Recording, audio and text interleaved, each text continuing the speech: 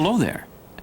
You don't look like you're quite ready to operate a snow thrower this morning. Well, what do you mean? I have to clear the driveway. I'll be late for work. But you're not even thinking about safety. Listen, that. I've been blowing snow for 20 years. I don't think I need to worry about safety anymore. Well, how do you think most accidents happen? I suppose with people not concentrating, things like that. Uh-huh. Well, let's talk about that a little. Here, have a cup of coffee. Right. Listen, I really don't have time for this. Of course, you've read the operator's manual and know all about general snow throwers' safety. Right. Now, listen, I have to get... So you know that the #1 rule of snow thrower safety is to... stay behind the handles. Stay behind the and handles. away from the discharge opening, and away from the discharge while operating opening, the snow thrower. Operating the snow thrower. Yeah, right. Listen, hey, I really appreciate your concern, And but because you read your manual, you know that the rotating impeller auger or rotor blades can cause serious injury.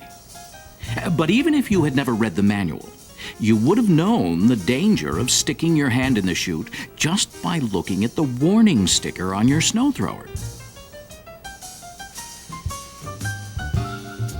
That's right.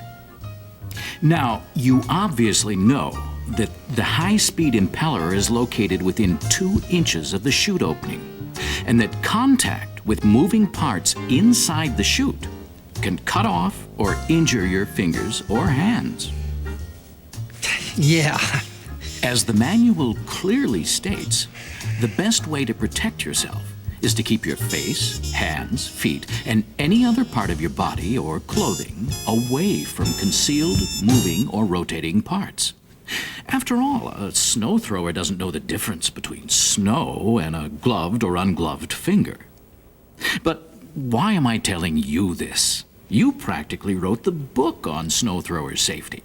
Well, actually, And I know that before you ever adjust, clean, repair, or inspect your snow thrower, and especially before you unclog the discharge chute, you always disengage all drives, place the unit in neutral, stop the engine, remove the key, and wait for all moving parts to stop. And I'm sure you pull the wire off the spark plug and keep it away from the plug to prevent someone from accidentally starting the engine. Well, you see... Of course, you don't use your hands to remove obstructions from the discharge chute. Like all safe operators, you only use a stick to unclog the chute. Speaking of sticks, where's yours? You know, the one you use to unclog the chute. Oh, right. Yeah. Well, where is that? Oh, yeah. Here it is. Right here, my old snow thrower chute stick. Yeah, if I've used it once, I've used it 1,000 times. Well, of course you're joking about using your stick that often, because if you use your snow thrower properly, you should never need to unclog the discharge chute. Really? Yeah. Really, yeah. You know you can avoid overloading the snow thrower by running the engine at top speed when blowing snow, and moving at a pace that the snow thrower's rotating impeller auger or rotor blades can keep up with. And you know that if the snow is particularly deep or heavy, or is piling up in front of the snow thrower, you should slow down. Right, yeah, right. And you periodically inspect the impeller drive belt, making sure that it's in good shape and is adjusted properly, because a loose or worn belt can cause more clogging than a new, properly adjusted belt. Of course, yeah. Adjusting the old impeller drive is part of my everyday routine. Say, since we've got a real safety expert on our hands, why don't you fill us in on the steps safe operators take before leaving the operating position? Right, sure. First you... Stop the engine. Right, yeah. I couldn't have said it better myself, yeah. And then? And then you... Remove the key. Right. And then? Then you... Wait for all moving parts to stop. Yeah, Yeah, that's it. Of course, an experienced operator like you would never wear loose-fitting clothing that could get caught in moving parts. Of course. And you'd never direct the discharge at bystanders or allow anyone in front of the unit. Rocks or other items can leave the chute traveling at very high speeds. Ooh, I know. Yeah. Say, is that a two-stage snow thrower? Yes, it is. Well, as you know, for two-stage snow throwers, you always use the lower gear, and if applicable, the rear wheel position when operating on slopes. Always? I mean, yeah, always, yeah. Well, we're almost through our safety list here. Of course, you know not to touch the engine while it's running or soon after it's stopped, because the engine will be hot enough to cause a burn. Of course. Let's see. And you don't add oil or check the oil level in the crankcase when the engine is running. Right. And if a shield, safety device, or decal is damaged, illegible, or lost, you repair or replace it before beginning operation. Also, you tighten any loose fasteners. And you don't smoke while handling gasoline.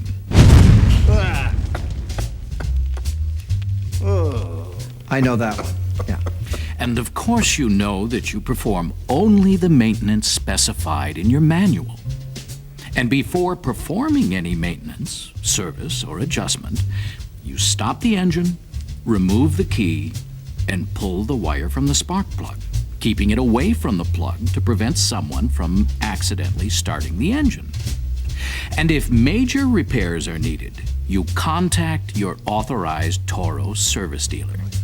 And you don't overspeed the engine by changing governor settings. Well, now that we've gone over those few things, I think you're ready to start your snow thrower.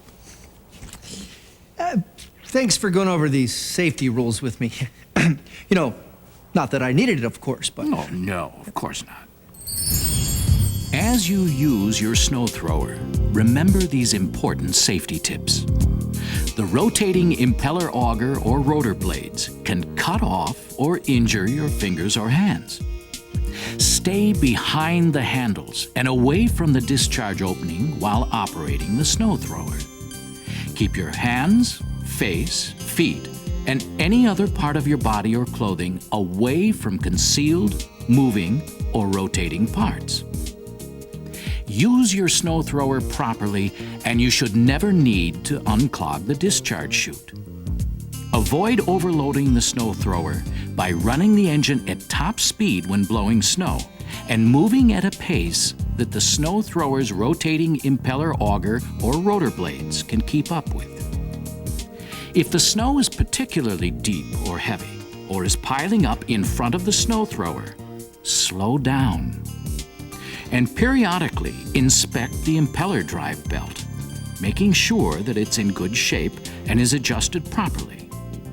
Because a loose or worn belt can cause more clogging than a new, properly adjusted belt. Use a stick, not your hands, to remove obstructions from the discharge chute. Safety glasses or eye shields should be worn when operating a snow thrower or any power equipment. Do not wear loose-fitting clothing that could possibly get caught in moving parts. Never direct discharge at bystanders or allow anyone in front of the unit. For two-stage snow throwers, always use the lower gear, and if applicable, the rear wheel position when operating on slopes. Never touch the engine while it's running or soon after it's stopped, because the engine will be hot enough to cause a burn. Make sure the engine is stopped before you add oil or check the oil level in the crankcase. If a shield, safety device, or decal is damaged, illegible, or lost, repair or replace it before beginning operation. Also, tighten any loose fasteners.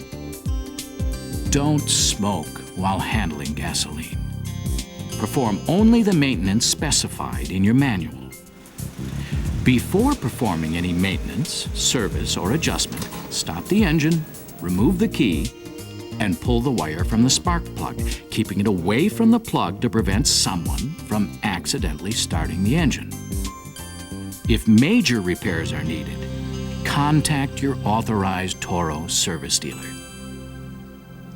Keep these simple things in mind, and you too will be a safe snow thrower operator.